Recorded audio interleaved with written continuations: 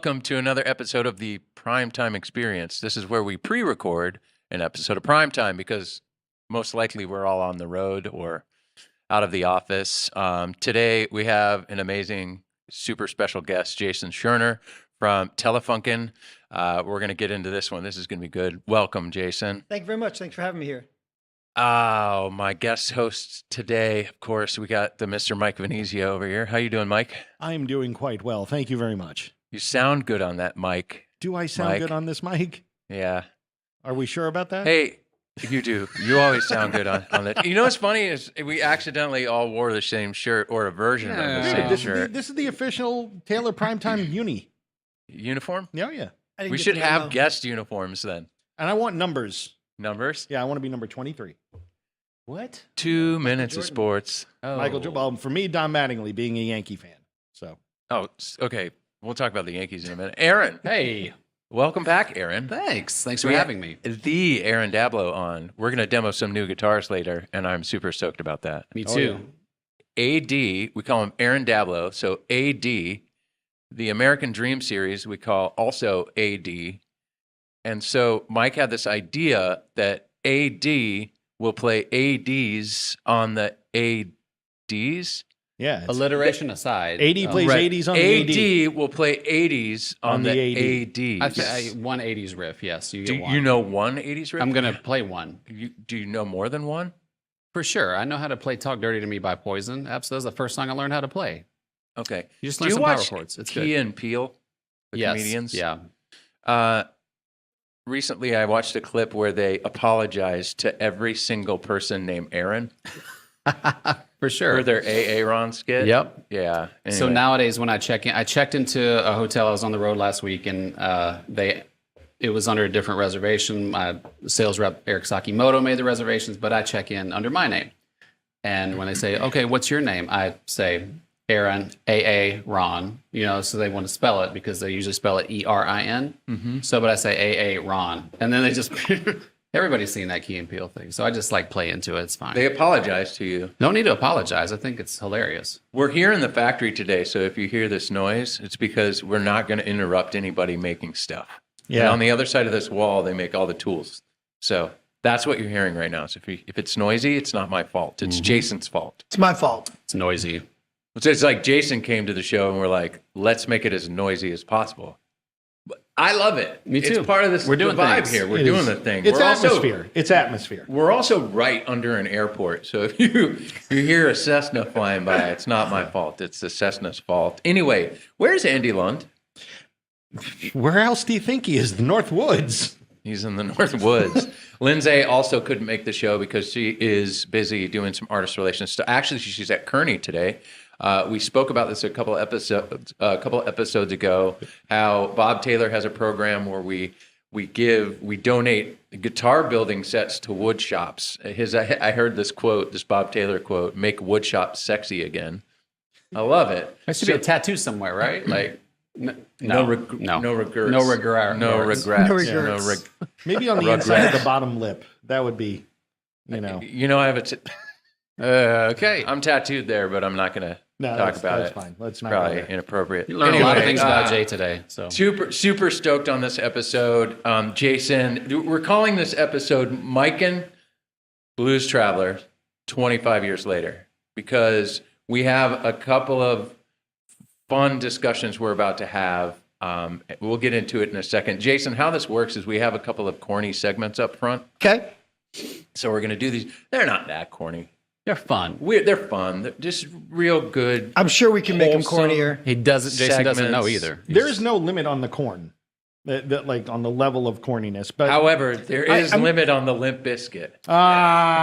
You cannot limit Limp Bizkit. So you guys are corn stars. He is welcome anytime to come back anytime. That's prime Why time fodder. You didn't tell us Rich Cachado was going to be on the show this week? Rich Cachado's long lost cousin Jason. Gosh, we love you, Rich. We should have Rich back on. You should have Rich come in person. I know. There we go. People need to see this dad joke, living dad joke. Living dad joke. So even though we're not live with you, we'll be answering questions in the feed, watching this with you. Mike and I usually monitor these when they go live. just remember, let's keep the feed clean. Let's keep the nerd and guitar nerd. We don't want to have to put you in timeout because we will put you in timeout. There is no trivia question for a pre-recorded episode. Sure. However, we do do Hug Your Haters. So we do this thing, Jason, is if we get any hate in the comments, Okay. or somebody writes our service team some hate about the show, we Right. like to embrace them with love and read the Affection. comment. Well, we got no hate. We haven't been getting hate this season. It's the Interesting. 4th season, episode 81. Okay. We've done 81 Congratulations. things. It's great. We've never before have we done 81 things. We've made 81 guitars models a year. Like New. today. Yeah. 81 Pretty much. spec changes a year. We'll get there. Anyway, all right. The first segment we have is good old wholesome fun. It's called What Are You Listening To? And this is What Have You Been Listening To Lately? Give us a couple of things you've been listening to, Jason. Oh, I've been listening to Test Pressings. Ooh. That's a great band. Live though, their show's kind of weak, Yeah. but they are test pressings. Like they bring it on the CD. Yeah. CD. Test pressings on a CD. You got it. Thank you. Oh, boy. I've been listening to. I've been dipping back a little bit. Have you ever heard of Robert Bradley's Blackwater Surprise? Oh, I yeah. saw Oh, them yeah. when I was in college. Yeah, I saw them too. It was Phenomenal great. band. 25 years ago, actually, since we're doing the whole 25 years yeah. ago thing. Yep. Yeah. That's cool. They're great. Yeah, great band. Let's see what else. I'm a Deadhead, so I listen to a lot of Grateful Dead stuff. Have you ever stopped listening to the Grateful Dead for a period of Yes. time? Right after Garcia died, I did not listen to the Grateful Dead for a while. I went out on the road with P-Funk, and all I was listening to was George Clinton stuff and Bootsy Collins and that sort of thing for quite some time. And then I got back into it and haven't deviated since. You know what's interesting? Last week's episode was Stevie Salas, who played with George Clinton. And it was a banger, as they say, of an episode. I'm just saying. But anyway, that's interesting. George Clinton, what was that like? Debaucherous. I bet. I bet that was an amazing It was time. It was quite the adventure. I couldn't see that being under the heading of good, clean fun. No, it was Good not. and fun, Right. but remove Good the and fun, clean. no Right. clean. Yeah. It was debaucherous. Really? Oh, that's fantastic. We'll have to learn more about that Yes. off camera, maybe. All right, Aaron, what have you been listening to? I just found the vinyl copy of Chulahoma by Black Keys. So that album came out in about 2005 or 6. And it's re-recordings of Junior Kimbrough, who had a little juke joint in Mississippi. And they, I guess Dan found out about his recordings and wanted to re-record them. And it's just, you know how Black Keys is anyway, super stripped down. But this is just like Delta blues, and it's an amazing album. Chulahoma, Black Keys. Is that all you've been listening to? Yes. Really? No. Are you the kind of person that you get? No, but really, I am. So I'm asking in all realness here. Are you the kind of person that gets locked in on like one thing and you just beat it to death for a few weeks? Not really. I am. Are you? Not really. No, No? No. You're all over the place no, I'm all over the place. Yeah, all the time. yeah, mostly. Yeah, I've seen your collection of music too, firsthand, and your listening device. my That's audio what we're going to system. call it. Yeah, Listening His audio devices. system is, it's obnoxious. it is a different monster. Anyway, okay. What else then? You have to have been listening to something else. then. It's mostly my Discover Weekly on Spotify. And so, but the algorithm now has me into like extremely new, K-pop. like deathcore. No, like this band called Dead Seven, Mhm. a band called Darko US. So it's just like chaos and metal mixed together. No real time signatures except for a little bit. And I'm just chill out listening to that. It's very weird. I'm listening, like the older I get, the heavier stuff I'm listening to, and the calmer I am as a person. So it's a dichotomy that nobody can really explain. Mike, will you try to explain this? That's the first time dichotomy has been used on this show. I You're think. welcome. Do I win a So- prize? Yes. Yes, You I'll win give you the- this pick guard, this Newfound Glory pick guard in a little bit. Thank you. You get the multi-syllabic prize, which that's the first time As that multi-syllabic says, has that's the been first used. time that's been used also. Yes, actually, we give out these awards frequently, but just not on air, not live on air. I love this. Yeah, well, I mean, the older I get, I still listen to the same heavy stuff, so I can't really explain it. It's all just heavy for me, generally speaking. So I don't. Did I share, or did you see that thing, that mashup, that Metallica Men at Work mashup? Oh yeah, Yes. that's a It's good one. corny, right? Metallica. It's not Limp Bizkity. Nope. I love All that right, reference. Mike. Sorry about this. I'm not giving you your due time. What have you been listening to? Lots and lots and lots of Black Sabbath recently. Really? Lots and lots and lots. Well, a couple of weeks ago, I think I even mentioned on the show, I got the Black Sabbath Sabotage Super Deluxe box set, Yeah. which has a concert in it that was recorded at Asbury Park in the mid 70s at the convention hall, where I've seen many shows back in my youth. And because of that, I just had to go through the rest of the catalog and revisit some of the albums, like, Never Say Die and Heaven and Hell, like that sort of crossover from Ozzy's last album to Dio's first album with Black Sabbath. And you wonder why some of these albums didn't do what they were supposed to do, and then you realize why halfway through the album. But there are some gems in there. So I've been listening to that, and scarily enough, a lot of audiobooks. Like literally. Do you like audio? Do you read? Are you a reader, Jason, or are you an audiobook listener? I've never really done audiobooks, but I've wanted to sort of get into doing audiobooks, because that way I can enjoy it like I enjoy a football game. I can wander around the house and do stuff and sort of peek in every so often and still be aware of what's going on. But usually I read on planes. Same here. Yeah. Yeah. Try to find good books for Yeah. planes. I read on planes so that I can avoid anybody who's around me. You know what I mean? Until they start asking, so, what you reading? Right. You're like, nothing you care I'm about. like, Move on. My mother has headphones that she doesn't listen to music through, but she puts them on planes so people leave her alone. Okay. It's like the Monty phone thing at NAM.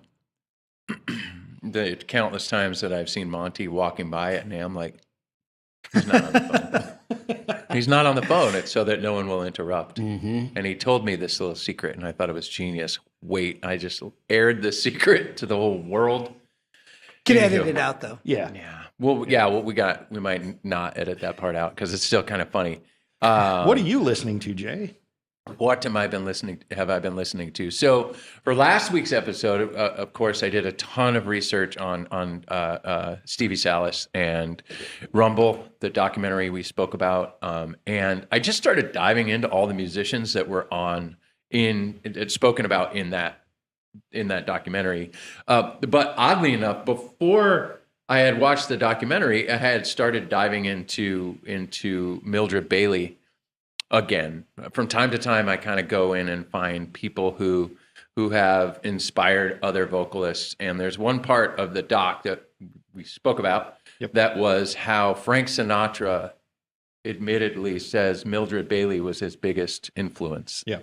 So, it's just really special. It was pretty cool. But Balance and Composure, which is oddly enough what we spoke about the last time you were on the show. I've been going back and listening to that. I'm really excited. They're recording a new record with Will Yip. Excellent. And I'm Yeah, they're good. pumped on that. Good. Really band. excited about that. Mm-hmm. Anywho, yeah, that's what I've been listening to. Oh, and of course, Nas. That's been on heavy rotation for you. Yeah. King's Disease 3 is probably There you go. hands down. I'm a big Nas fan. It is by far my favorite Nas record. Did you see him when he played at the Shell downtown San Diego? No. I missed it too. Yes. That venue is the best. I got one thing to say about Nas. Harvard. Right. That's all I got to say about Nas. I mean, come on. If you're not a fan of hip hop, I get it. But that's some intelligent stuff right there. He's fantastic. Have you heard the new Limp Bizkit record? Oh, sorry, we're not talking about that anymore. No, but I've got some funny Fred Durst stories. And by the way, he's a genuine great dude from the experience I've had with him, just meeting him from time to time. In interesting or odd situations, it'll be like, oh, there's Fred Durst. Hey, he's great, actually. So, all joking aside, it's just that he named his band Limp Bizkit, which is just a little. I mean, That happens sometimes, you know. You just happen sometimes when you name your band Limp Bizkit. It just happens. The next segment that I'm throwing in here is interesting band names. Interesting band names. What is one, Jason, that you've come across that I think we can all agree? Interesting band names. Hoobastank is off the table. Yeah, that's we can all agree that Hoobastank is the wildest band, one of the wildest band names ever. Yeah. Boy, you're kind of putting me on the spot to just kind of come up with something randomly. But I will tell you that the very first time I saw Pearl Jam, Mookie Blaylock. I thought to myself, huh? Because I went. It was a long time ago. It was with the Smashing Pumpkins and Red Hot Chili Peppers and Pearl Jam, and even between those three bands, they hardly sold any tickets. It was the same day that Blood Sugar Sex Magic was released, and I remember calling all my friends who I knew were going to see the Chili Peppers in New Orleans, and I said, make sure and go see the first band with the bad name. They were fantastic. With the bad name. Pearl Jam. Yeah. Now, and I love Pearl Jam. And I actually went and saw them this year on my birthday, and they were fantastic. Yeah, they're Still fantastic. doing But I mean, and I've obviously over the years I've gotten used to it, and it's now something. But at the time, I thought to myself, huh? Right. I'm really putting this out there right now. I'm trying. I want to let you know that I'm trying to get Jeff Alment on the show. Let's go. He's just a rad dude. Awesome. And I've got many friends who are close to him who have all said, "Do you know Jeff?" And I say, "No, for crying out loud, introduce me." And they never do. So I'll get this one for sure. All right. Oh, yeah. We're gonna get it. Okay, bad band name Or interesting? or interesting. I've got two. Okay. Wet Leg. Ah. Okay. Right, Rolly? Yeah. They're awesome, though. Check out Wet Leg. The second one, I remember seeing this coming on satellite radio on one of my work trips. Diarrhea Planet. Like, how do you how do you carry on a career with a band name like that? But they do. And they're pretty good. It's cool. Yeah. Anyway. I Anyway. heard they like a wet sound. Anyway, sorry, terrible. Edit that out. Anyway, interesting band names. I have two as well. One is, and Aaron's a fan of this band too, 12-Foot Ninja. Oh, 12-Foot Ninja. Yeah. You know, that's just it's not a bad band name. It's just interesting to say the very least. But one that I think is bad because you can't pick up what kind of band this is by the name Neutral Milk Hotel. Oh, yeah. It is an interesting band name, but that's a great band. Right. They are, but the name has something left to be desired. I'm going to see Neutral Milk Hotel. It doesn't really flow. Another one, just thinking about it, We Butter Our Bread with Butter. That post-hardcore band with those swoopy hair guys. Yeah. We butter our bread with butter. I always thought Scary Kids Scaring Kids was interesting. Right. Not easy to say, but it's not easy to say. It doesn't roll off the tongue. Who are you going to go see like tonight? Pearl Jam does. Pearl Jam rolls off the tongue, Jason. It does. It does. But that reminds me of a trio that Bob Weir had years ago called Scaring the Children, which I thought was hilarious. And you will know us by the Trail of Dead. Yeah, but you got initials, you know. Right, and you got to love that one too. Right. I don't know if I'm a big fan of band names that are a sentence. I did a joke band once accidentally. I think I told the story a little bit ago where we on that face-to-face tour, we had to open up. And so we put a band together and we had two bass players, a lead bass player and a guy who played rhythm. And then we had two drummers. Maybe it was Pete Parada, who was then in The Offspring and now is in another band with Dickie Barrett. Anyway, all these guys, but we had one guy who just held the martini and sang falsetto. Like, it was just dumb. But we put the band together 30 minutes before doors opened, and we were called, and this is why we can't have nice things. That's a great band name. Right. I'd wear the T-shirt. The Sound of Animals Fighting, of course, is a great band name. Right. However, a mouthful. I wrestled a bear once. That's I another wrestled one. a bear once. Yep. The once is what does it. Like, it's great. Right. So you could probably also name this segment Genius Band Names. All right. Yeah, it wasn't. Interestingly genius band names. All right. That's enough. Let's keep going. We got a lot to talk about. We got Jason here, and here's today's agenda. We're going to get to know Jason just a little. We're going to talk about Telefunken, what he does there.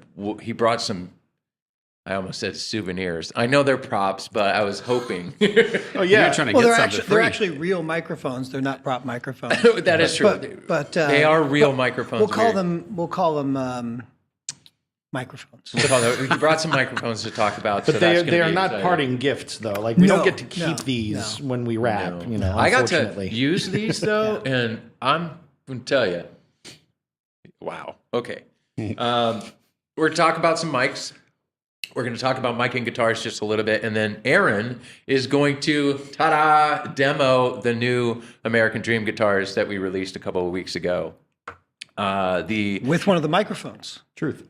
With one of the microphones, yes. Excellent. The AD11E, are we calling it SB or Sunburst? It's a SB, but you can say Sunburst. It's just an initial, like, and you will know us by the Trail of the Dead. Corn AT, with corn. a K. Yeah. He is AD, or you can The call label him Aaron says Davro. SB. Okay. So, but they're Sunburst. The AD12, the AD17, stoked about the AD17. But all of sound those great. guitars are fantastic, so I'm really into it. And then last but not least, I'm so excited to get to this, is you see all this stuff that Jason has here. And he's talking about test pressings.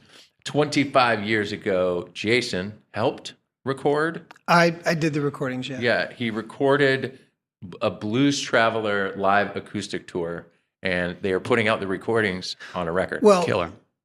They did a mini acoustic set between the first and second sets. Got it. But it was the only tour where they did acoustic material. Cool. That's like amazing. On Taylor guitars 25 All years Taylor ago. guitars, So yeah. 25 years, a 25-year-old car is considered vintage, right? Mm-hmm. Classic. Is it? Classic. What is vintage versus classic? I don't know. What gets the cool Antique? license plate and what does not? Not sure. I don't think that Is it really the year? applies anymore, because my 98 Altima, I don't look at as classic. That's a good call, Mike. That is a good call. It's old. Anything that's gotten valuable and desirable now is vintage. Right. Yeah.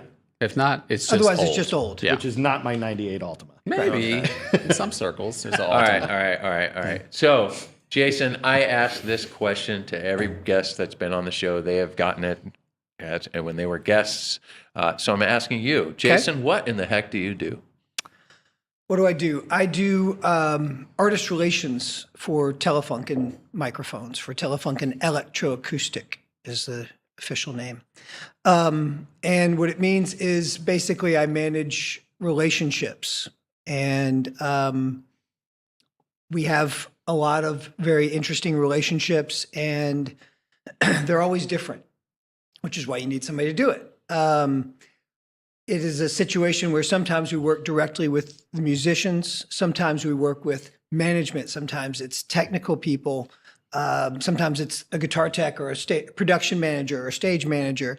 So in every situation, it seems to be somebody else who's interested in those elements, monitor engineer, sound engineer. So every situation's a little different. And with each situation, there's a certain level of expertise in our product line and microphones in general. So there's always some variation in how much we have to explain or how much we discuss what particular model is appropriate for what particular source material. And then sometimes even how to use things and get the best out of them.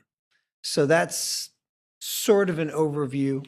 We used to do a lot more events. We still do events, but we used to throw a lot of parties at NAMM and stuff like that. And I was generally pretty deeply involved in that kind of stuff, bringing in different non-competing companies that were good co-sponsors and putting together musicians and different elements of those events. And they were always a lot of fun. How long have you been with Telefunken? Since NAMM of 2009. but I knew the guys at the company and worked with them on quite a bit of stuff, quite a few projects up to that point. So it really goes back to originally being involved in the design of the microphone case for the 251 when it was initially re-released. I won't really call it a reissue. Maybe it's a reissue, whatever it is. It's not an interpretation of the original microphone. It's the same microphone made with the same materials and the same manufacturing techniques, but moved forward. It'd be like getting a brand new 57 Chevy that everything's exactly the same. Yep. It's just that they made it more recently, and therefore it's going to be a little bit more reliable and consistent. But I worked with them to design a case for the 251. The whole thing was that I read an article saying that they were going to re-release the 251 and that they were going to do everything exactly the same way as they had done it in 1959, so as not to lose the magic, not to guess where the magic was and try to find it, but just to do everything the same way and that the magic would be there, which it was. Yeah. And at the time I was working with an instrument case company, and I reached out to the folks at Telefunken and I said, look, the only thing you can't do exactly the same as it was done in 1959 is the case, because you didn't have a case for it then. So what we'll do is we'll design an appropriate case that's not only a wonderful microphone case, but it looks like it would have been period correct to that era. And it also has it's built with humidity control in mind and allows its contents to acclimate more gradually than would other cases, protecting the membrane of the capsule and even the filaments in the tube. So it really slows down the aging process of the microphone drastically. Oh, wow. And so that was how I got involved with them originally. And then we were friends and we shared some clients and that sort of thing. And then I officially came on in January of 2009. Gotcha. So that's a cool origin story, working your way into Telefunken. But everybody has their origin story of how they got in the music industry in general. So did it start as being a musician and just kind of wanting to get into things, or did you fall into it somehow? Or? No, I just never wanted to have a real job. That's fair. Oh, yeah. Right. Never got married, never had any kids, so I never had to be responsible to anybody else and never had anybody to really tell me no. So I just, I'm not a musician, but I'm a music fanatic. Yeah. So I wanted to try to find ways to serve the music community without contributing as a musician. So I dabbled around in a few different things, and I found some strengths in that endeavor. And I'm one of those people that I try to know my weaknesses and know my strengths and stick to what I'm good at, so I appear to be competent. That's fair. I do have a question, though, now looping back to Telefunken and in your position as artist relations. You work with multiple different facets of, like you said, like monitor engineers, stage managers, I'm sure producers as well. But do you, when it comes to the recording side of things, because a lot of people that watch the show like to do a lot of recording, do you, when you deal in that aspect of it, are you finding yourself dealing more with the producers or with the studios and their mic closets, or both? That's a good question. I would say in general, it's engineers more than producers, sometimes producers, but generally engineers and the musicians themselves.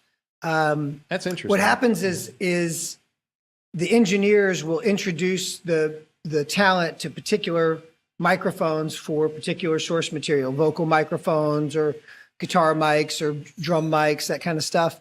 And then the artist will say, "Ooh, I really like this," Yeah. and sometimes they'll say, "Oh yeah, I really love the Telefunken 251," or they'll say, "Yeah, I really love that mic that we used on that, session or whatever it may be," and within the context of how that information is conveyed, we figure out what they're talking about and try to accommodate as best we can.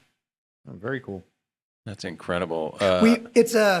It's kind of a Rolls Royce sort of level product. True. So we try to provide a Rolls Royce level of service to go along with it. It really is. That's really well put as far as, if the mic nerds are in the room. You say Telefunken and everybody kind of stops. And what? Excuse me? Okay, you got my attention. You said Telefunken. That perfect segue into Telefunken history. So Telefunken was a German, considered a German radio and television apparatus company, founded in 1903. What else can you tell us about Telefunken, where it is now versus how it started and where it came from? Well, originally they did a lot of things. They did big giant console radios. Right. They did vacuum tubes. They distributed microphones made by a number of other companies. Like Telefunken distributed all Neumann microphones outside of Germany up until I think 1958, I believe, somewhere in that range.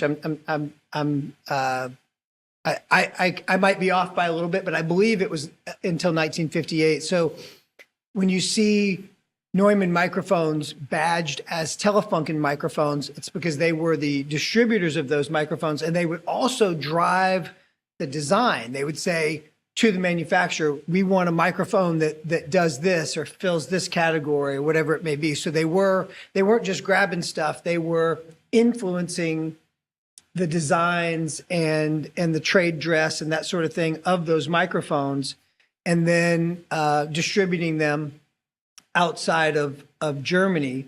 And they distributed microphones made by a lot of different companies way back when. And when the company resurfaced in the United States in 2001 to re-release the 251, shall I pull it out as a prop now? Sure, yeah. Okay. Do it. So well, it's a real mic. This is a real one. Yeah, this is a real one. Real mic. It's not a prop, But ladies and gentlemen. the original offering back to the public was I can't look at it. I might vomit. was the Mike 251. nerding out. This it's like the is equivalent considered by of- many to be the holy grail of microphones. Yeah. So to me, that's the 59 Les Paul of microphones. Yes, Yes. got it. Yes. Yeah. What is the going price of one of those? I think the retail price on these, or the street price on one of these, is around $10,000. Yeah. Give me 4. Ooh, big baller over here. Wow. Charge him. Wow. He's trying to use your credit card Yeah. on stuff. Somebody Wow. has to. Yeah, that's the Holy Grail. It's the Holy Grail. For sure. Wait, in fact, I believe when we did I Know What Love Is, Zach Brown recorded on one of those. He has one of those, which was so funny because he recorded on one of these microphones and filmed it on like an iPhone 1.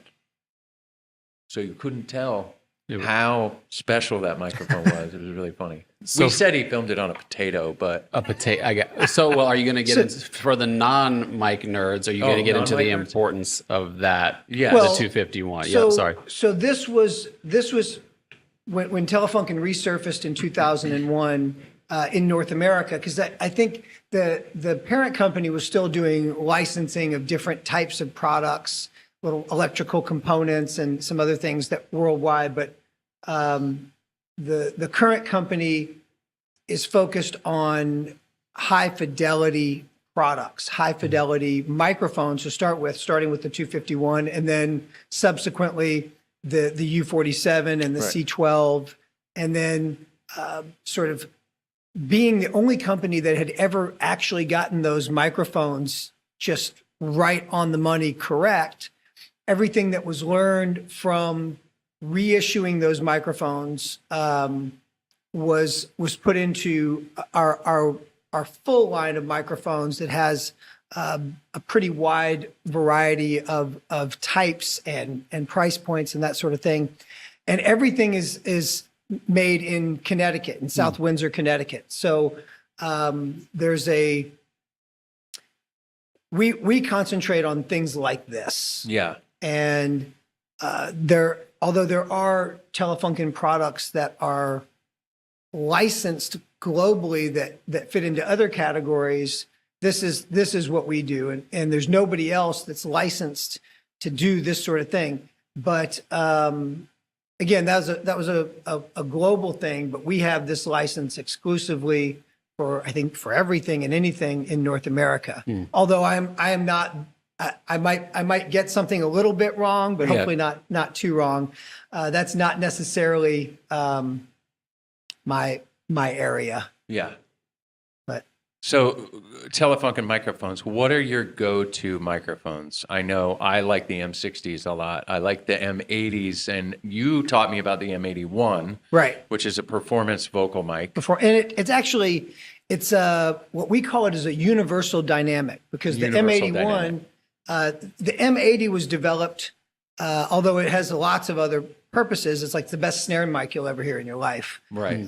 But it was developed to have a greater level of clarity and articulation, but also incredible rejection, and worked really well on even like on festival stages and that sort of thing. And then the 81 was a follow-up to the M80 that has an overall more tonal balance, and works on vocals that are a little brighter, but also is like a great guitar mic. It's great horn mic. It's great tom microphone. Whereas you would use an M80 on snare, you would use an 81 on toms. 81 on Leslie top, 80 on a Leslie top, 81 on a Leslie bottom. And then depending on the type of vocal that you're getting from a particular singer, that's where you sort of pick and choose which one works best. And they're fantastic microphones, and they have a lot of applications. As far as acoustic guitars, which you guys are all about acoustic guitars. Nerds. It's really tough to beat the M60, which is our FET pencil mic. And this was developed from the tube version of this, the ELAM 260. And these, the M60 and the 260 are the same size format. This is a phantom mic, and it's FET. The 260 has its own power supply and is a tube microphone. But they utilize these interchangeable capsule sets. And so here we've got cardioid, hypercardioid, and omni, and they're actually hot swappable. So you can just mute, change the capsule, and unmute, and actually do a comparison while that sound is fresh in your head. But these they have such incredible transient response, and they have a much deeper and much more controlled low end than do even the really great vintage pencil microphones. So you can use these things on, for instance, on like a stand-up bass, and they still sound wonderful. And they have that transient response to give you just incredible articulation. So I love these as drum overheads. I love these on acoustic guitars. I love them as room microphones. They're my favorite, like field recording microphones. They're fantastic. And as I told you when I loaned them to you, I said, you're not going to find a better microphone to record acoustic guitar anywhere. And when you came back and dropped them off, you said, oh my God, I can't believe this. That's the best I've ever had my strings sound. And it's really interesting. If you can see, you can change all the capsules on them, right? Yeah. And if you'll notice, see what most companies do with quote unquote matched stuff is they use sequential serial numbers. What we do is we will do sequential amplifier bodies, but the capsules aren't always sequential because they're not always matched. But we actually match the capsules. So when you get a set like this, the cardioid capsules are matched, the hypercardioid capsules are matched, the omni capsules are matched. And so when you use them in stereo pairs, it's really phenomenal. Now, would you say, in your opinion, I'm getting this from what you're describing here, but is the M60 your most all-around instrumentation microphone? Well, as far as spot strings or room mics, I mean, you can also, this is an amazing room mic. 47s are amazing room mics. C12s are amazing room mics. All of our Alchemy line of microphones, which are derived from our diamond level, which is the 251, the C12, and the U47, they're all great mics that you use for different flavors and different vibes. But when it comes to using a pencil mic and recording acoustic guitars, drum overheads, field recording, that sort of thing, I'm in love with these. I had a lot of really spectacular vintage Neumann small diaphragm tube condensers. And once I had some time to live with and experience the sound and the performance of the 260 and the M60, I sold every last one of them. I sold like a dozen of them, and I have never had any seller's remorse, not even for a second, because these have that magical mid-range and high end that those microphones are known for, but a much more extended and much more controlled low end. And so the ability to use them in a greater variety of situations and a greater variety of source material and have such consistent results is really nice. Also, with vintage microphones, the consistency from mic to mic is often questionable. And we are so consistent from mic to mic that you'll get a better match on a pair from two of our microphones made 2 years apart than you will on sequential pairs of vintage microphones. You know, it's funny that you say that. Like, and Aaron was talking about, you know, the 251 being the 59 Les Paul of microphones. And I can't talk into that right now. No, I was just going to hand it to you, just so you can get a feel for it. You can feel how well made. No, it definitely is. All Telefunken items are of quality material. I mean, you definitely feel the quality workmanship just by holding it. You're absolutely right. But the funny thing is, you bring up the vintage microphone thing, and you know, I'm sure any guitarist that's watching this right now would take any 59 Les Paul. But if you ask people that own 59 Les Pauls and went out and looked for them, there are good ones. Right. And there are some that leave something to be desired. Absolutely. And the same thing with vintage microphones. Absolutely. You know, the diaphragm may be worn out and they don't even know, you know, and they have different sounds that aren't really giving you that. Just because it's old doesn't mean it's good. Right. You know, but the fact that you're consistent with it, right, you give that assurance to the consumer. In the development of the 251, there were an enormous number of vintage 251s that were tested and compared. And what we did was we found, and I say we, the powers that be at the time, they made sure that they had the very, very best ones and that they emulated the sound of the best ones consistently.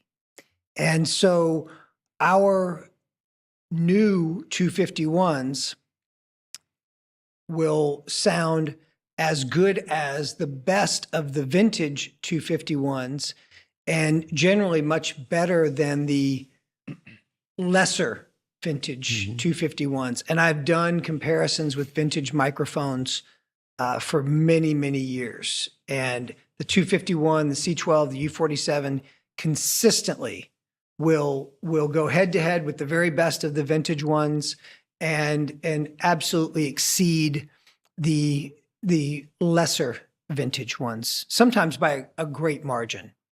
That's interesting. I love the shock mount. And I know that it's the nerdiest, but you know what I mean? It's like, really, Jay, you could There was go a lot of little bit time more. and energy that went into that. There's a lot of time and energy. That is it.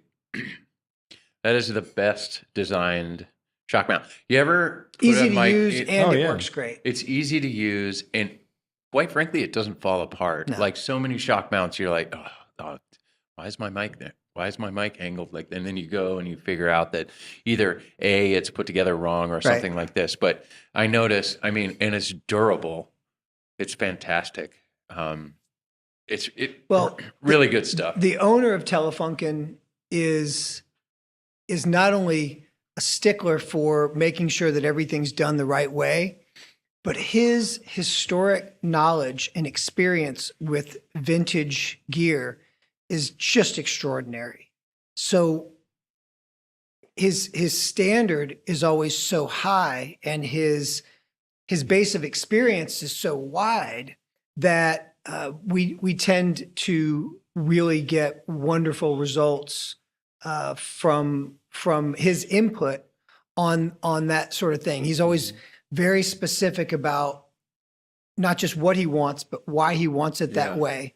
And oh, well, this is a historic problem with this, or this is something that's been an issue with this. Let's avoid all of that. Let's make sure that we really hit everything on the head and make it user friendly. Because the great thing about, I mean, good microphones will save you so much money in every other element of what you're doing. It'll save you time in tracking. It'll save you time in mixing. It'll save you time in post-production. It'll save you time even in just getting the vibe and the energy that walks into the room. Because you can have a band that walks into a room and they're ready to cut the greatest track ever.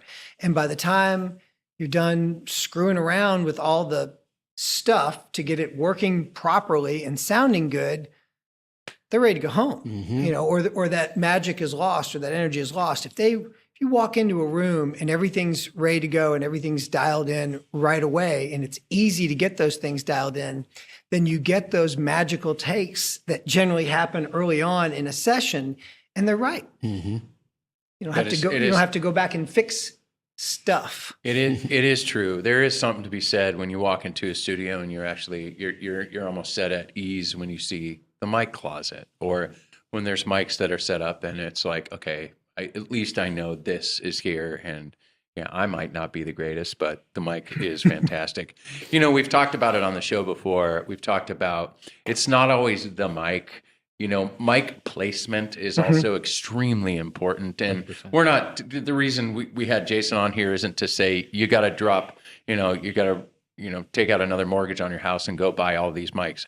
We get that. But if you are at that point in your recording, or, I want to get something better, you can't get much better than Telefunken for sure. And I will tell you this, not everything we do breaks the bank. There's like I said, we learned from these microphones how to do things correctly.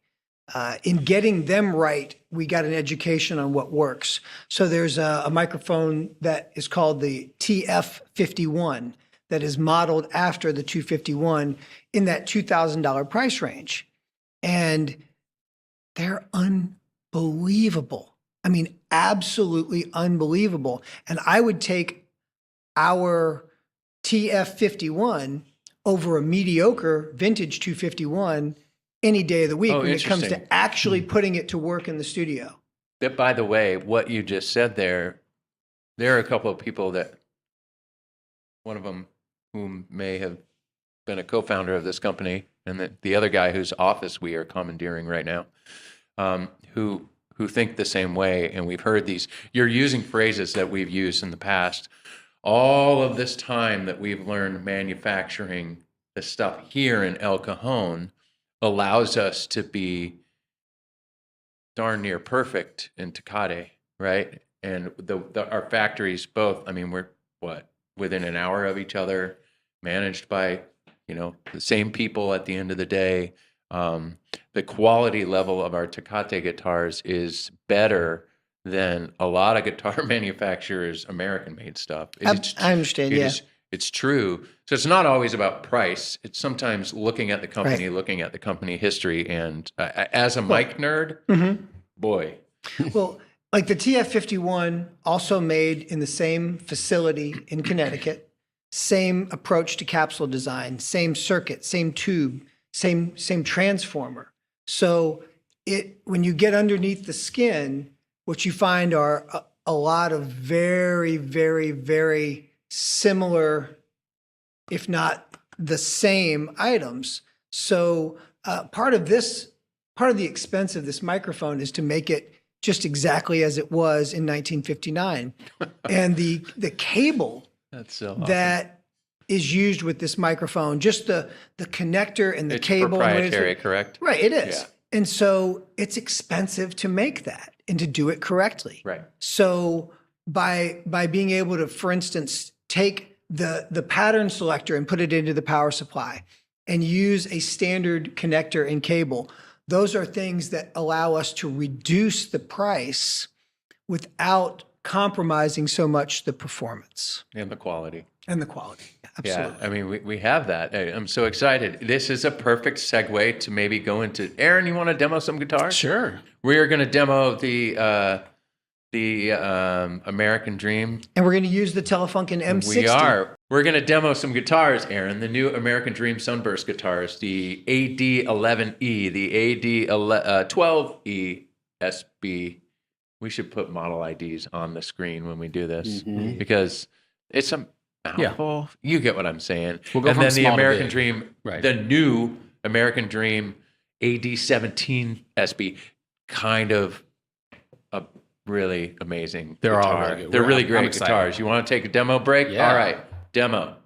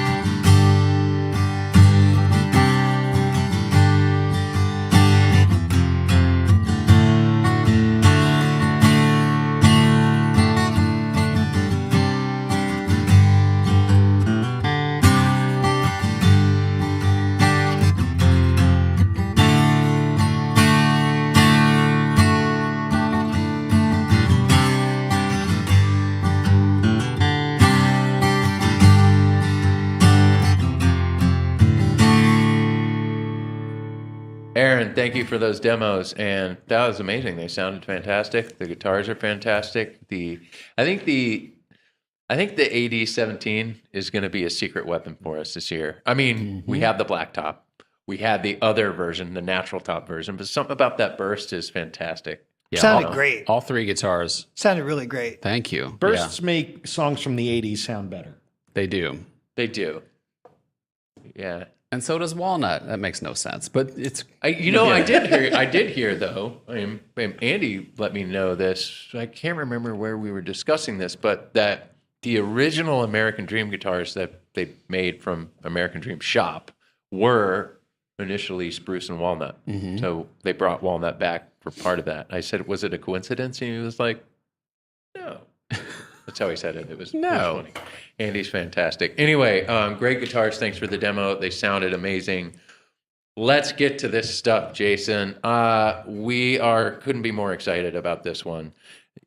So talk about it. Blues Traveler's coming out with an acoustic album, but take us back in time. How did this all start? Okay. So Neil Young had a special needs child, and he and his wife at the time, Peggy Young, they could not find a place that they thought was appropriate as a school for their child. So they created one, the Bridge School.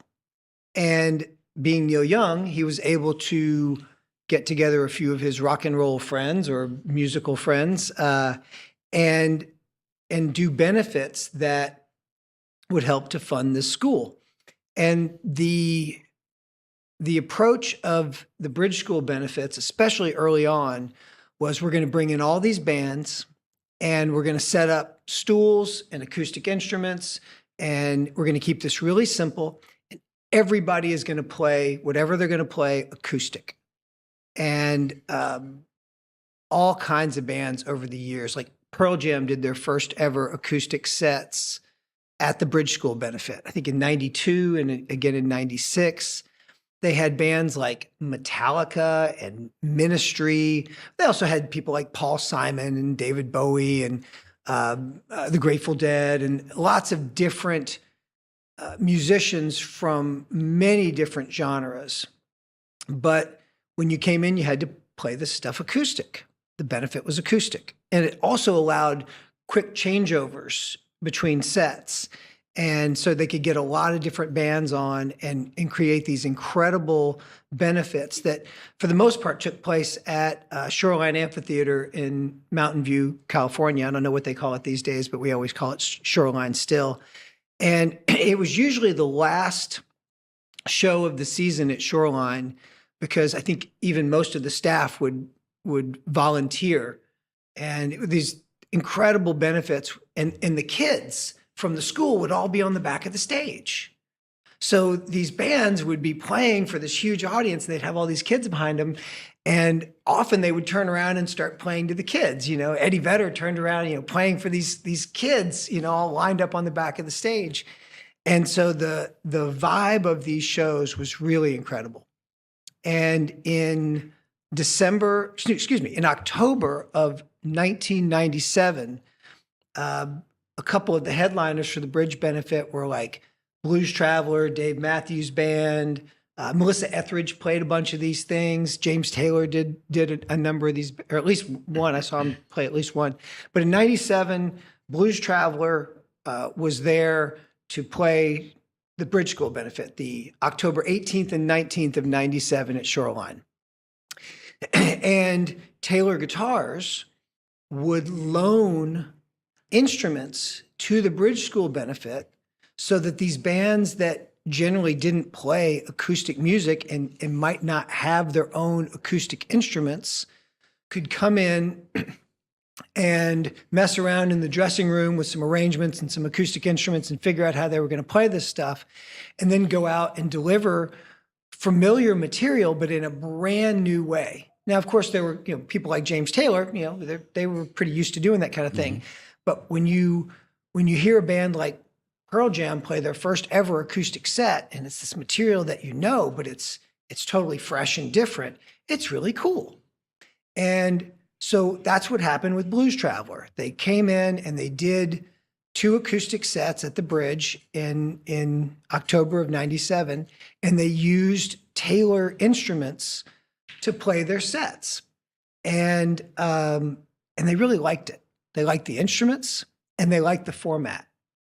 So when they went out on tour, that a couple of weeks later, they started their fall tour, they acquired from Taylor a couple of 6 strings, a 12 string, and a 4-string bass.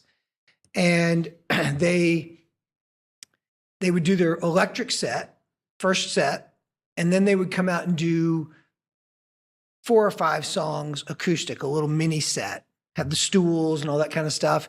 And then they would come out, they'd take off the stools and the acoustic instruments, and they would play their second electric set.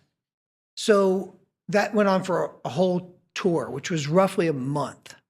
And it was fantastic. It was so good because they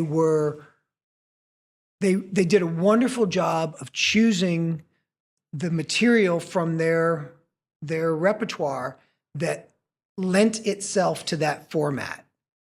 And so you, again, heard all this familiar material, but in a totally fresh way. And I don't care how great a song is. If you've heard the studio version over and over and over for decades, it gets old. Yeah. So that's why we all like live music. And when you take something that's not only live, but presented in a different way, that's also very palatable. It's why people liked MTV Unplugged so much. Sure. This was sort of akin to that. And so they did this tour, fall of 97, which a lot of people think was the best tour they ever did. I do. And they did these mini acoustic sets every night, and they were just fantastic. Did they change the songs? Oh yeah, Really? every show, every night that Blues Traveler did, they always played a different set list. In fact, really? In fact, these are some of the set lists from that tour. The scrapbook comes out. And so, like, you can see each night is different, and you can see here what they did acoustic. They had little bracketed stuff was the acoustic stuff, right? Little acoustic stuff. And so every night you got a fresh performance. So if you went out and you did a number of shows on the tour, if you went out and saw 4, 5, 6 shows, whatever it was, you got fresh material every night, and you got a fresh look at some of this material by them doing it acoustic. That's awesome. And so, what time out? What was your thought process behind just saving this? Are you just a collector? What I was doing was I was recording each show, audio and video. So whereas they would take the set list and they would tape them in front of the microphone so the band knew what the set list was that night. And sometimes they'd even change it up a little bit. Sound guy would get one, the lighting guy would get one, and I would get one every night. So I knew what was coming. So I would be sort of prepared with how I wanted to shoot the video of that particular song. And I would know when the break was coming and when the show was over, that kind of stuff. And it was just, I was kind of an honorary part of the crew. So I got a set list every night. And I kept most of them. I'm a nerd for keeping stuff anyway. I have every ticket stub for every concert I've ever been to in my life. I have a stack of these books. I tried to keep all mine, but it didn't happen. That's awesome. These photo albums, people will say, "Oh, can I look through your photos?" I say, "Oh, there's no photos in there." But you can look through stack it. of photo albums this high. It's just tickets and sticky passes. That's and stuff something like I'd that. look at. Right? I wouldn't look at your pictures if I came to your house. I'd look at And that so- though. Totally nerd And so out. if you look, so here are the ticket stubs and the passes for those cool. bridge school benefits, and here are some of the picks that they used that night. And then so here's the guest laminate. Here's my working laminate from that tour.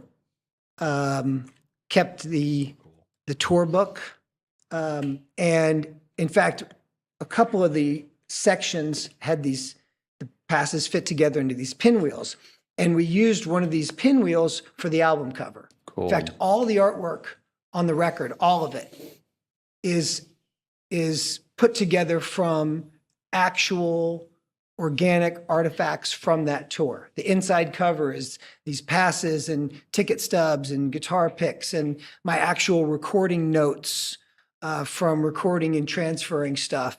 And so this is the stuff that we used on the record. So the set list just went in with that stuff. And Tour book? that's the tour book, which tells you, who the promoter is, where the hotel is, how long What time the bus drive call is, is, yeah. how many miles to the next city, all that kind of good stuff. Wow. And, I've kept every ticket stub from every concert I've ever been to, and it's a lot, a lot. Even today. Even today. Even if you go to a Even show today. at the Belly Up, you're getting a Absolutely. ticket and you save it. Absolutely. I know when you told me when your mother was in town for the holidays, Yes. you went to the Belly Up. Yes. You have those tickets. I do, of course. Absolutely. What Absolutely. happens though, like in these days where you go to like a show and it's only e-ticket? Do you like take a snapshot, print it out? I screenshot it. I email it to my housemate who's got the printer, and then he prints it out and I put it in the book. And if it's something if it's just a bar gig and there's no tickets, then there's no tickets. Yeah. But if it's a ticketed event and I get walked through the back door because I know, the sound guy or the guitar player or something like that, every once in a while I'll have to take something and just make notes. This night, this show, this situation, and this is how I got in. Because I wanted to have a record of my life, seeing concerts, my experience as a concert goer throughout my life, which has been a huge part of my life and who I am. So this is more than just a snapshot of my existence. And Maybe we'll pull some B-roll shots, some tight shots, so we Right. can cut to this. But Yeah. now there are apps, of course, for tour books. Yeah. right? Yeah, Right. that does But not this is exist what it anymore. used to look like. Right, So that's when what they I used was to look tour like. managing Right. in the early 2000s, the late 90s and early 2000s, this is what it looked like. You had to make these Right. for every single person on the tour. Yep. Right. And then I would charge them You see, that one says Rich. That's At for least a the burrito. sound guy. I would I got charge his them tour at least book. a coffee or burrito or something if they would go missing. But Oh yeah. Oh they yeah. were There's always a fine expensive if they to went make. missing. I mean, Yeah. it's Look at like, it. look, go in here, day off. Yeah. Right. Wow. Knew Okay. what was But coming. that literally is the Bible. That This was the is Bible. it was the tour Right. Bible. Exactly. So I went out. I did this whole tour. I recorded every show. I videotaped every show. And then when I got home from the tour, I transferred everything so that everything was on a safe and stable format, and there was a backup copy. Not long after the tour, I had been to every show, and then I had listened to every show again and tracked it out. I had videotaped every show and transferred everything. So I knew the tour pretty well. I knew what I felt were the highlights of the tour. And I made, at the time, a sort of a highlights of the acoustic portion of the tour, sort of, almost like a mixtape for my own personal listening pleasure. And then right before the bass player, Bobby Sheehan, the original bass player, died, there was talk of releasing this back in like 1999. And then he died not long after that. And it got pushed to the back burner. And over the years, John Popper and I have talked several times about releasing this stuff.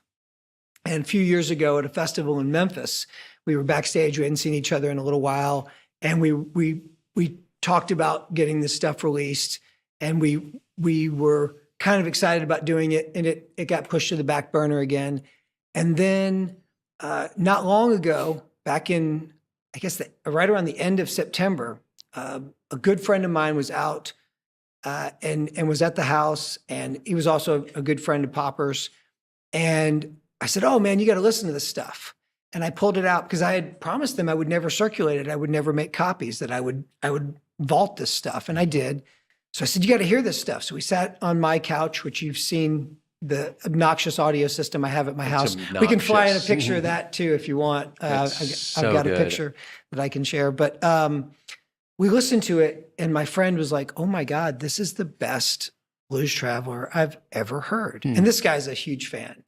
I like Blues Traveler, and I would second that. What you played me at your house was the best Blues Traveler I've ever heard. It's almost like it's a whole new fantastic band. material. It's like a whole new experience.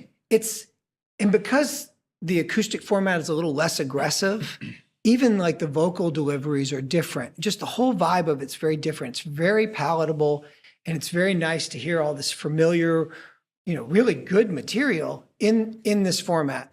So my friend heard this stuff, and he said, we got to get this stuff out. Let's call John. And we called John, and he said, "You've got to get this stuff out there." And John said, "I know, we've been talking about it for years. Jason and I have been talking about this for years.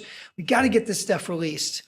And I said, "It's the 25th anniversary of that tour." Holy And he said, "Oh my God, you're kidding me. It's the 25th anniversary." He says, "We got to do this." He says, "I'm calling management. We're going to do a Zoom meeting next week."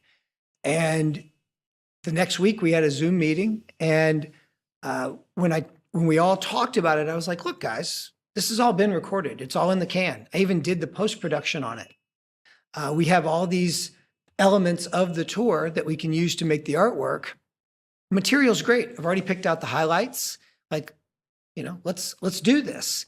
And it got green lighted immediately. Wow. And we had that meeting at the very beginning of October.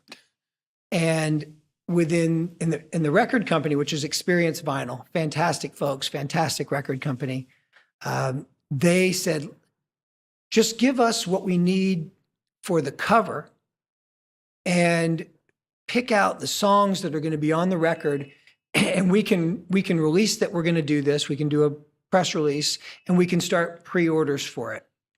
So within 2 weeks, we had determined that we were going to use one of these pinwheels for the cover. And I went through all the highlight stuff, and I figured out, how much time we had. It's a double record, so we had 80 minutes, and put it all together and said, okay, these are the songs. This is going to be the order. These songs will fit together on this on sides neatly. Figured out what was going to be on which side and all that stuff, and we gave them that information, and they released it, or they announced it. Mm-hmm. And since then, we've put together everything else. We got this done in, excuse the pun, record time. So this is see what he did there. We went from this was green lighted at the beginning of October. I got these test pressings. It's a good band. I got these on Saturday, and I've been listening to them ever since. I'm very happy with the way they turned out. And this will be pressed in March, and it'll be shipping around the end of March, beginning of April. And Experience Vinyl, they keep placeholders for pressings. And so there wasn't this like 18-month wait for vinyl, which a lot of people run into. So by the way, genius. Right? You know how hard it is to make records these days. Oh, yeah. Right. I ordered a Soul Glow record like 9 months ago or whenever it came out. Right. I just got it this week. The guys at Experience how Vinyl are genius is that? fantastic. They're just buy great. their spot. They've been a Yeah. pleasure to work with. Management, folks at Cast Management who manage Blues Traveler, they've been a pleasure to work with. The band's been great. And at a certain point, they said, actually very early on, they said, well, you're going to be the executive producer on this record.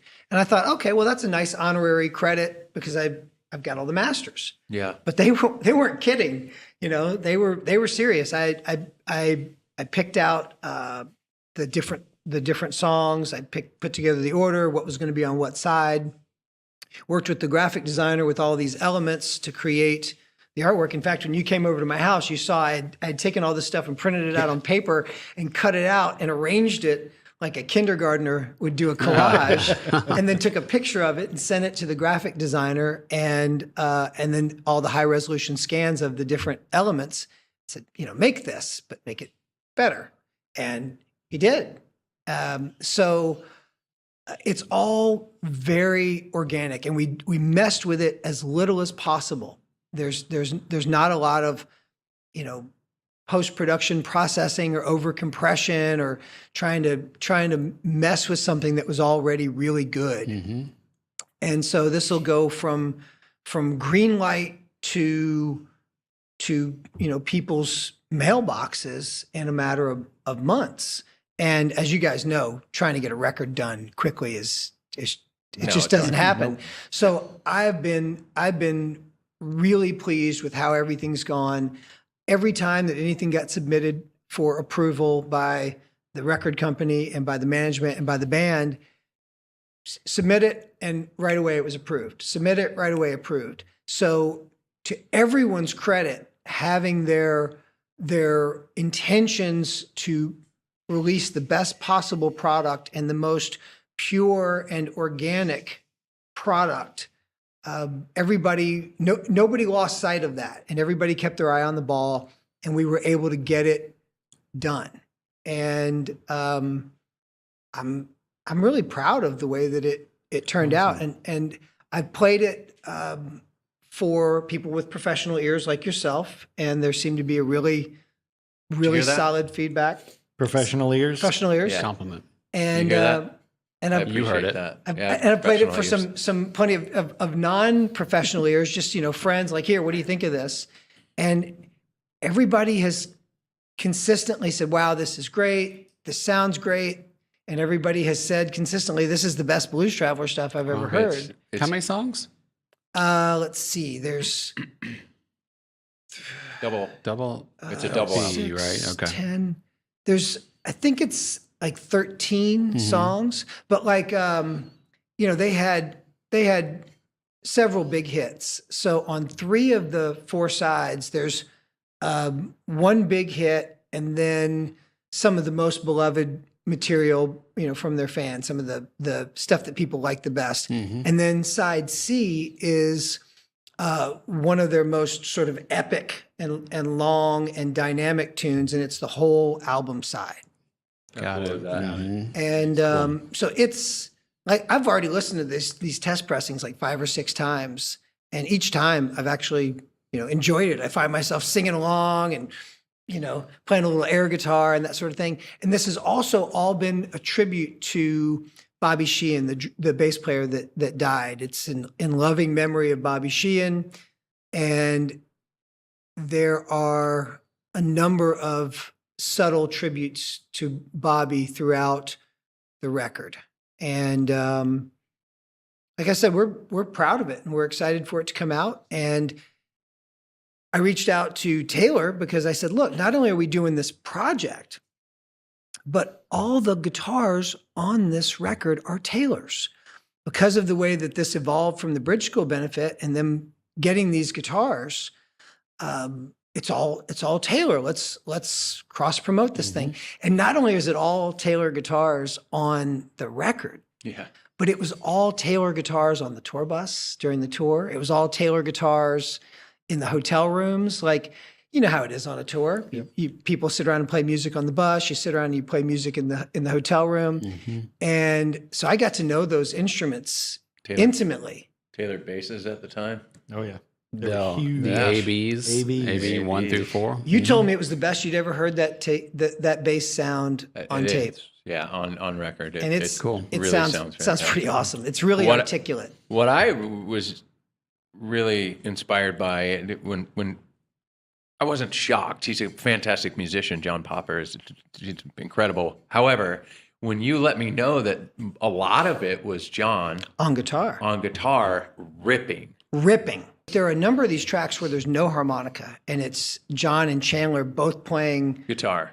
Either both playing a 6-string or Chandler on a 6-string and John on a 12-string. And the way that those guitars blend together in this music, it's just awesome. It's just great. I can't wait to hear it. Yeah, it's really it's special. And the fun part, we got to work on the art together as well. Right. Jason had a really great idea that the label. Ooh, this is nobody knows this yet, so you get to it. You letting the cat out of the bag. Yeah. You want me to not? No, go ahead. Okay. The label of the actual pieces of vinyl are the sound hole of Taylor guitars with the strings, and the strings are the lines in which they put the song titles on. Pretty clever. So we use a bass, to GS mini bass though. It's a bass and a 6-string and a 12-string, like they used on the tour. So it was really clever. And then one Jason of the sides is a drum head with the drumsticks and dividing it up. But we wanted that was sort of a nod to Taylor guitars, and also at some point, I don't know, it just struck me that that's the way we should do it. The label should be a sound hole, and it should be your guitars. And so you provided me the artwork, and the graphic designer. I told him, I said, "This is what I'm getting at," and he said, "Okay," and he did it, and then he said, "Oh wow, I really like this. Like I like the way this looks." And so far, everybody that's seen the proofs of it and that sort of thing have really liked that concept. And again, that is in keeping with the vibe on this record, that it be organic and that it be nothing is sort of conjured up. It's all things that were, like I said, actual organic elements of that tour and of this music. And so it fit. It fit. And we're trying to make this as collectible a thing as possible. It's a double record. It's on colored vinyl, this really cool blue kind of cloud smoked kind of vinyl thing. It's a gatefold record, and it also comes with this really cool slip mat that is this pinwheel also, like the cover. So it's everybody was fired up about it, and everybody, as they heard the different tracks, because originally I just sent everybody MP3s of this stuff to listen to, and everybody was really, really excited about this. And the guy who owns Experience Vinyl went to high school with Blues Traveler and has been a fan for years. And they're a really cool record company, and they do a lot of very cool releases. People that are vinyl fans know about Experience Vinyl. And the owner told me, he said, "This is the most fun I have ever had releasing a record." And I took that as a huge compliment. And again, the fact that the band and the management and the record company, and everybody involved was all about making it happen. Nobody was about like trying to throw up obstacles or create issues. Everybody really liked the concept of what we were doing and the final product. I kept thinking at some point I was going to get some sort of pushback on what weird. songs were used or what they're order doing it was for the used. music, which You're is doing it. weird, right? It's You're not- doing it for the music, and which is so, And for the it's- fans. and for the fans, Because the But fans have been asking to hear this stuff for years. Yeah. And it's all been sitting under your lock living and room. key. at I my know. place. What's so clever is it's literally a collectible of collectibles, Yes. which is when you had the artwork set out. I mean, it was like clip art, right? And he had it placed, and he's like, "This is what I'm thinking for the artwork." It was perfect. There was nothing. They've got these really great photos of the guys playing the guitars. It's Right. just perfect. Yeah. Everything was kind of just, look, I can tell you this. If you're a Blues Traveler fan, you are going to love this record. You should go pre-order. You should get yourself a copy. If you are not familiar with Blues Traveler, give this one a try. What is it called? What is the title? It's called Official. Blues Traveler, live and acoustic, fall 1997. Oh, Because very that's simple. exactly what it is. Pretty Because straightforward. that's what happened. Pretty straightforward. That's how things happen Yeah. if you just communicate clearly. Well, that is spectacular, man. Thank you so much for stopping by and checking that out. We'll get some cut shots of this so that you can see some of these collectibles in this wild book of memorabilia. And you know, I'm a nerd in general who collects stuff. I collect music related Oh my goodness. stuff. Yeah. So I'm at his house and I noticed, I'm just borrowing some microphones, and I was introduced to Jason by Damian DeRobio. Some of you guys have seen Damian on some live stream stuff that we do. And we listen to some of the tracks. Yeah, and he's a local San Diegan. Good friend, good guy. Right. And so we sat down, and I got to hear some of the music. He's a belly up guy. We all love the belly up. Yeah, we do Shout love out to the belly up. Shout out to the Belly Up. We've done some stuff at the Belly Up recently over the last few years. Anyway, so I'm looking at Jason's house, and I see all these photos, and I'm like, there's something going on here. Somebody's a deadhead. There's a familiar, vibe. And he's got a lot of Grateful Dead photos. And then he has this photo of Phil Lesh, and he's got this insane bass guitar instrument looking deal, because it's more than a bass, in my opinion. And I'm like, who took all these photos? We're talking about this. And he goes, and Jason says, oh, by the way, I have that bass, and it's the original Mission Control bass. Explain that wild scenario. Oh well, I'm a collector, and I can't say that I really sought out Phil Lesh bass guitars.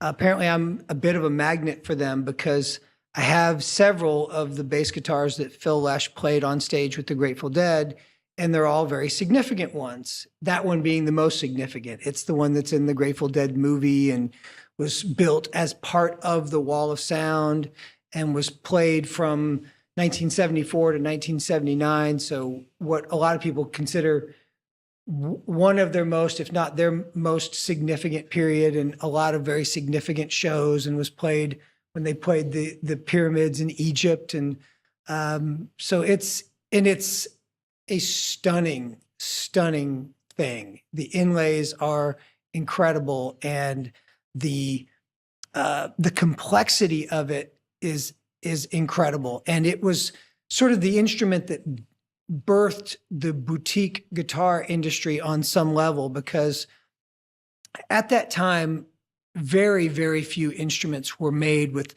laminated neck through sandwich tone wood, construction. And after this, and people didn't inlay instruments to this extent in rock and roll. And after this instrument became very well known publicly, it led to bands that you may have heard of, like Led Zeppelin or The Who or Fleetwood Mac, those kinds of bands, going and also getting instruments made by the same company. They were made at Alembic. And it really did change the course of how instruments were built and how they were received and what their capacity for not just sound, but for technical elements, the filters in this thing, and of course the wall of sound changed the whole perception of how PAs were built and used. So it was not something I went after. It landed in my lap essentially, and it took me down a path of even more obsessive collecting of historic instruments than I would have ever imagined. I got to hold it. Do loot a little. Did you slap it?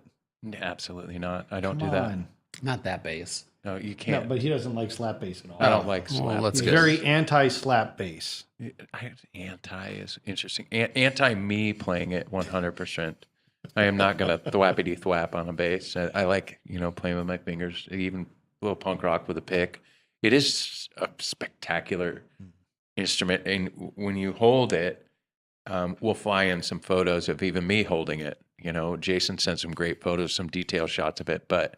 And there's actually some information, there's some stories and some reviews and write-ups and articles about this. So at the end, I will put those links in the comment section of this so that you can read a little bit more about this space. But Yeah, it was in the September 73 issue of Rolling Stone magazine. Yeah. And a lot of very interesting coverage on that thing over the years. I should say when it's in your hands, you feel the angels.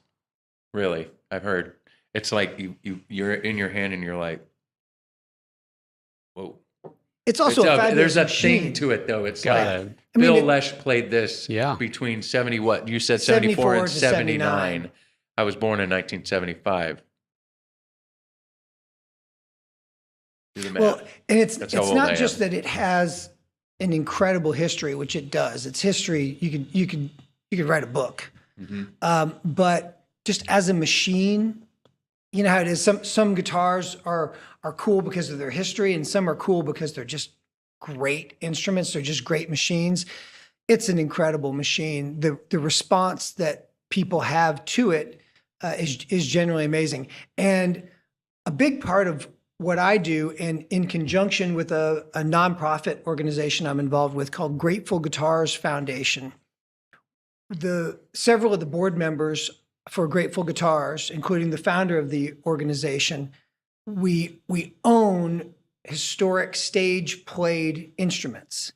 And instead of hoarding them like a lot of the whole rock and roll collectible world has done, we've taken the approach of sort of the classical music world and the symphony world, and we want to share these things with the community. So we bring these instruments to events where the appropriate musicians are able to play them on stage and share them with the crowd and with the community. In fact, the Mission Control bass will be played in San Diego on January the 28th by the band Dark Star Orchestra, which is a phenomenal Also a Grateful unique Dead band tribute name. band.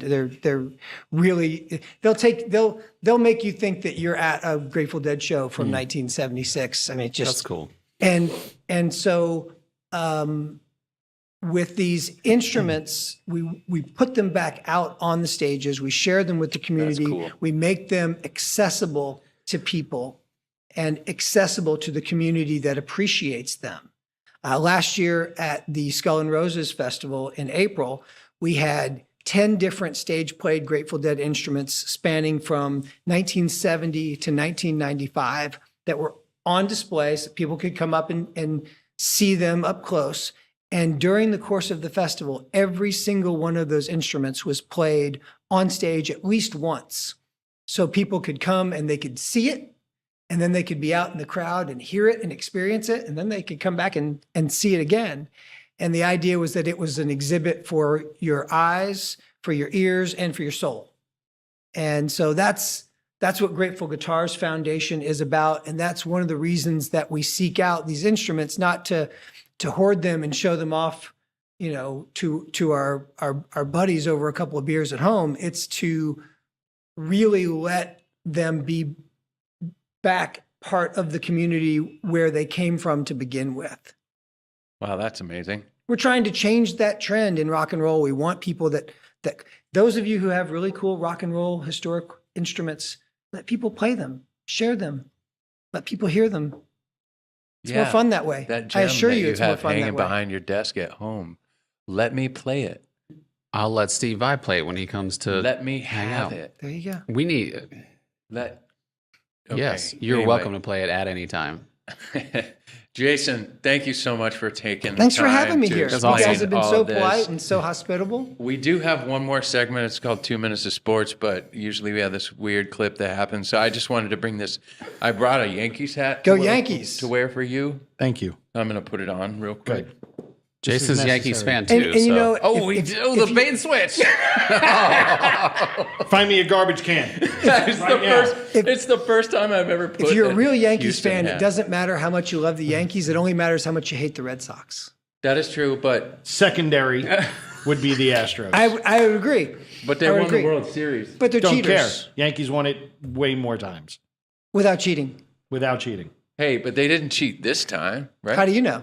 Because When you're really good at cheating, sometimes you don't Justin get caught. Verlander called me and said so. Oh, You know Okay. what? I'm just going to say one thing. There's an app for that.